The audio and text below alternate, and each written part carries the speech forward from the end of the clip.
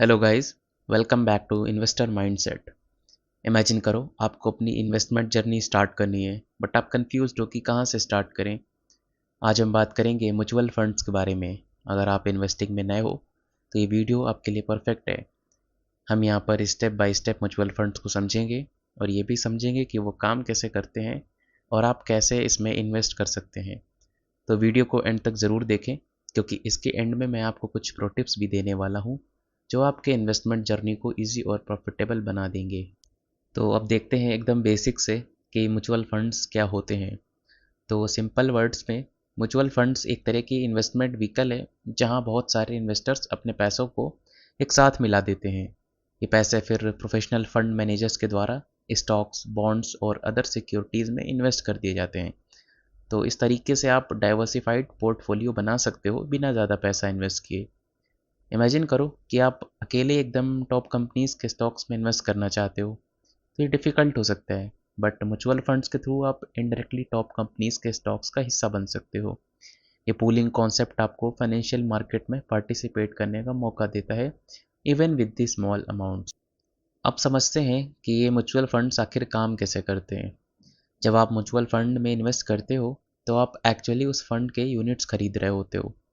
हर unit के price को NAV यानी नेट एसेट वैल्यू कहते हैं, और ये एनएवी डेली बेसिस पे चेंज होता है based on market value of funds asset minus it's liabilities.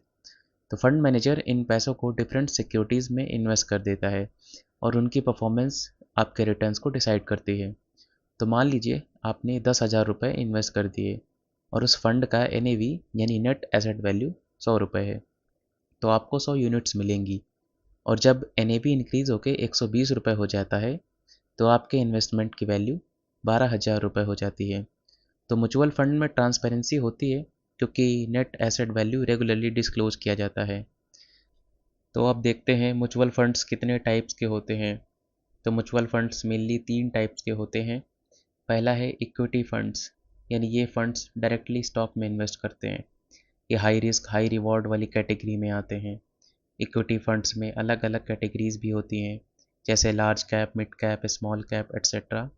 Large cap funds stable और इस्टेब्लिश्ड कंपनीज में इन्वेस्ट करते हैं, whereas small cap funds high growth potential वाली स्मॉल कंपनीज में इन्वेस्ट करते हैं। दूसरा है डेब्ट फंड्स। ये फंड्स फिक्स्ड इनकम सिक्योरिटीज़ जैसे बॉन्ड्स, डिबेंचर्स में इन्वेस्ट करते हैं। ये low risk but stable returns provide करते हैं। डेब्ट फंड्स को फर्दर कैटेगराइज किया जा सकता है, जैसे liquid funds, short term funds, long term funds etcetera. Liquid funds generally short term parking के लिए सुटेबल होते हैं। तीसरा है हाइब्रिड फंड्स। ये फंड्स इक्विटी और डेब्ट दोनों में इन्वेस्ट करते हैं। ये मॉडरेट रिस्क और बैलेंस्ड रिटर्न्स के लिए सुटेबल होते हैं। हाइब्रिड फंड्स को बैलेंस फंड्स भी कहा जा सकता है और ये डिफरेंट रेशियोज में इक्विटी और डेब्ट मिक्स करते हैं। तो अब हम बात कर लेते हैं benefits of investing in mutual funds. तो म्यूचुअल फंड्स में इन्वेस्ट करने के बहुत सारे बेनिफिट्स हैं। पहला है प्रोफेशनल मैनेजमेंट। इसमें आपके पैसे एक्सपीरियंस्ड फंड मैनेजर्स हैंडल करते हैं, जो मार्केट ट्रेंड्स और अपॉर्चुनिटीज़ क्लोजली मॉनिटर करते हैं। तो इसमें ना फिर आपको अपने रिसर्च और एनालिसिस करने की नीड नहीं पड़ती। दूसरा है डाइवर्सिफिकेशन, यानी म्यूचुअल फंड्स आपको मल्टीपल सिक्योरिटीज़ में इन्वेस्ट करने का मौका देता है, जिससे रिस्क काफ़ी रिड्यूस हो जाता है। और एक सेइंग है, don't put all your eggs in one basket.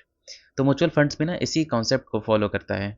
जैसे एग्जांपल के लिए एक सिंगल इक्विटी फंड में ही आपको लगभग 50 से 100 डिफरेंट स्टॉक्स का एक्सपोजर मिल जाता है। तीसरा है लिक्विडिटी, यानी मोस्टली म्यूचुअल फंड में आप इजीली बाई एंड सेल कर सकते हैं क्योंकि ये इतने लिक्विड होते हैं। और ओपन एंडेड म्यूचुअल फंड्स आपको किसी भी टाइम यूनिट सेल करने की फ्लेक्सिबिलिटी भी दे देते हैं, अनलाइक सम अदर इन्वेस्टमेंट जो लॉक इन पीरियड वगैरह रखते हैं। चौथा है टैक्स बेनिफिट्स।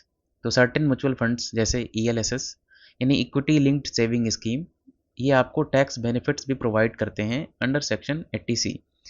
इसके अलावा long term capital gains tax भी म्यूचुअल फंड पे एप्लीकेबल होता है, जो जनरली लोअर होता है अगर हम इसे अदर इन्वेस्टमेंट से कंपेयर करें तो इसलिए आप टैक्स प्लानिंग के लिए भी म्यूचुअल फंड को यूज कर सकते हैं। पांचवा है लो कॉस्ट, यानी म्यूचुअल फंड में इन्वेस्ट करने का कॉस्ट जनरली लो होता है due to economies of scale.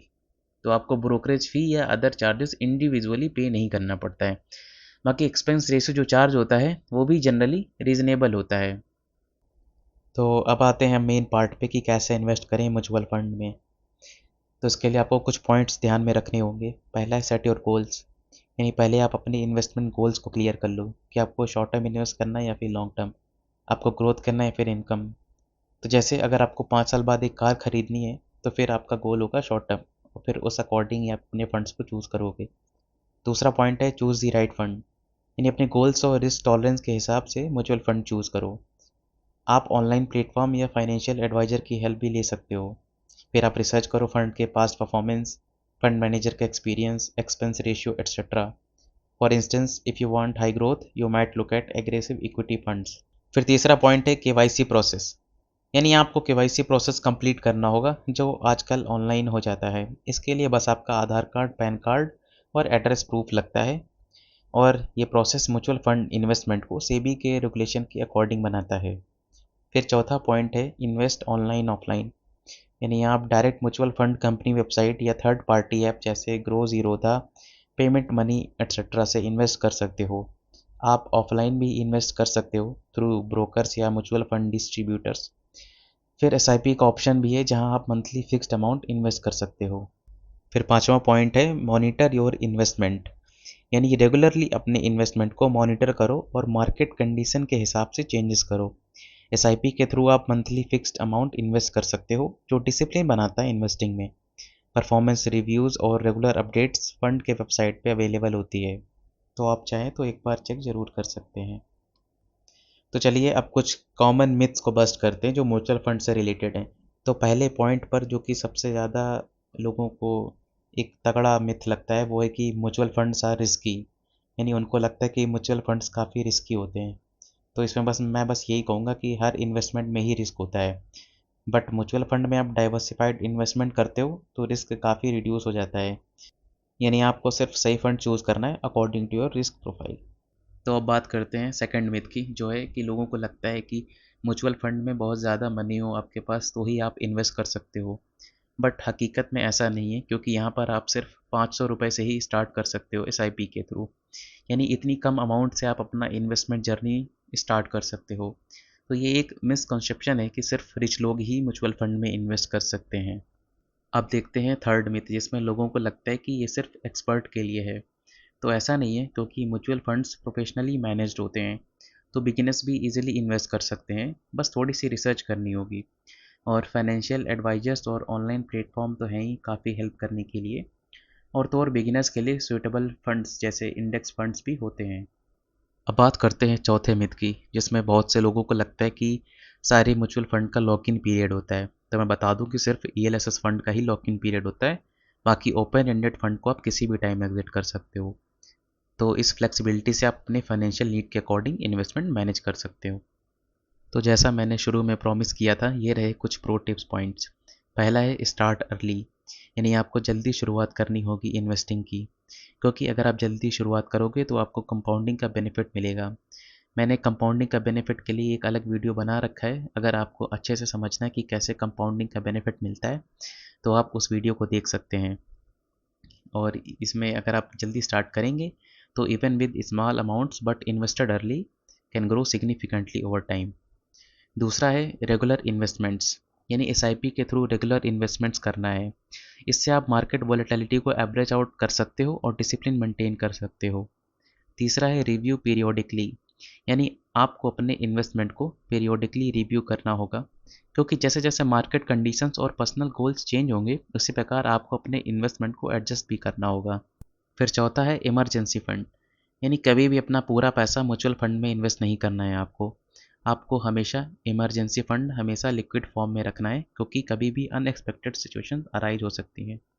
तो दोस्तों फिर हमने इस वीडियो में समझा कि म्यूचुअल फंड्स एक एक्सीलेंट वे है इन्वेस्टिंग को स्टार्ट करने के लिए और अपने फाइनेंशियल गोल्स को अचीव करने के लिए। तो बाकी अगर आपको ये वीडियो हेल्पफुल लगा तो प्लीज़ लाइक करें, सब्सक्राइब करें हमारे चैनल इन्वेस्टर माइंडसेट को, और कमेंट सेक्शन में अपने क्वेश्चंस और फीडबैक ज़रूर शेयर करें। तो मिलते हैं नेक्स्ट वीडियो में with more financial tips and insights. तब तक के लिए हैप्पी इन्वेस्टिंग।